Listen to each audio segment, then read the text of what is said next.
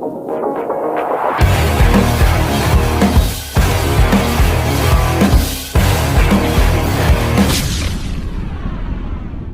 it's me, Golden Blue Dude, here with you again. Go ahead and hit that like and subscribe button if you haven't already, especially if you love college football. And yes, when college basketball gets here, I will cover that too. So, the commissioner of the Pac-12 had a press conference, and he talked about the, this new testing thing, that it's a game changer and it will help.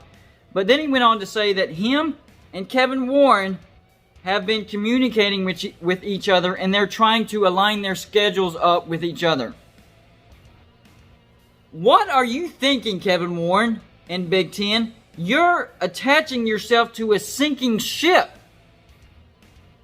And if you're not subscribed to Letterman Row, go check that show out too, because I listened to them and they had a lot of good points.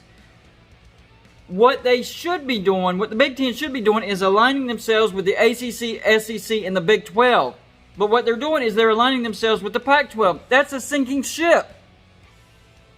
If that's what happens, the Big Ten is going to lose a ton of credibility. And I don't know if they're going to have a revote now. I heard that they were. I heard that from Dan Patrick. That needs to happen. And what they need to do is they need to start conference play in mid to late October at the latest, so they can get 10 games in, so they can qualify for the playoffs. Because if they don't do that, they're going down. The Big Ten is going down with the Pac-12 ship if that's what they're going to do, because every excuse has been eliminated. The mitochondriac theory, that's been debunked. Not saying that there's not going to be long-term effects, and we don't know the long-term effects of COVID-19, and it's super contagious, and I'm not saying don't take it serious. It is super, super serious. But some of the theories that have come out has been debunked, and then we have the testing that's super cheap and comes back in 15 minutes, and then Kevin Warren has a talk with President Trump, but they're still going to potentially align their schedule up with the Pac-12. Dude, come on, Kevin Warren. I know you're a lawyer. I know you're smarter than that. Come on. You can't, when you know something is sinking, you don't attach yourself to it. You distance yourself and find the thing that is going to succeed, and that is the Pac-12, or not the Pac-12, the ACC, the SEC, and the Big 12. So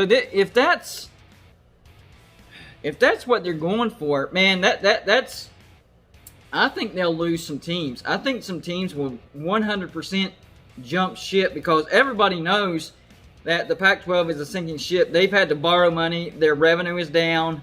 Their profits not very good. They're not being very successful in college football. They haven't been to the playoffs in a very long time.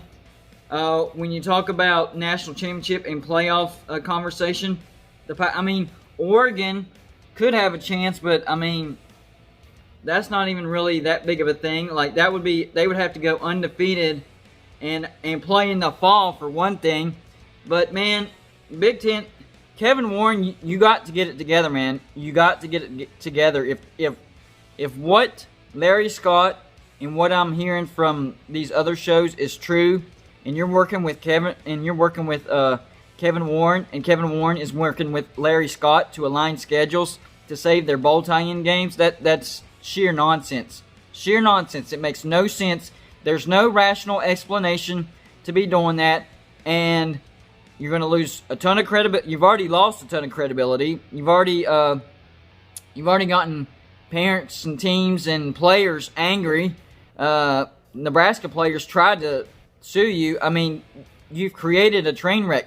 What you thought that if you would cancel the season or postpone the season, that everybody was going to follow you.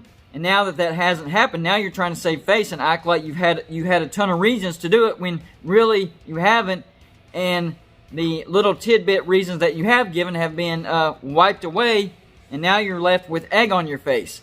But you're still you're so proud, you can't swallow your pride and admit that you were wrong. You're so proud that you're still going forward with this. Shame on you, Kevin Warren. Shame on you. look, I'm not going to go political with this, but with everything that's been happening, you know, things being debunked, new testing and all that stuff coming, you really have no reason except for one. And I'm not going to say it, but you know what I'm thinking.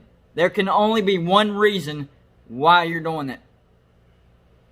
Shame on you, Kevin Warren. Shame on you. That's all I got for you for this video. Like and subscribe if you haven't already, and I'll see you on my next video.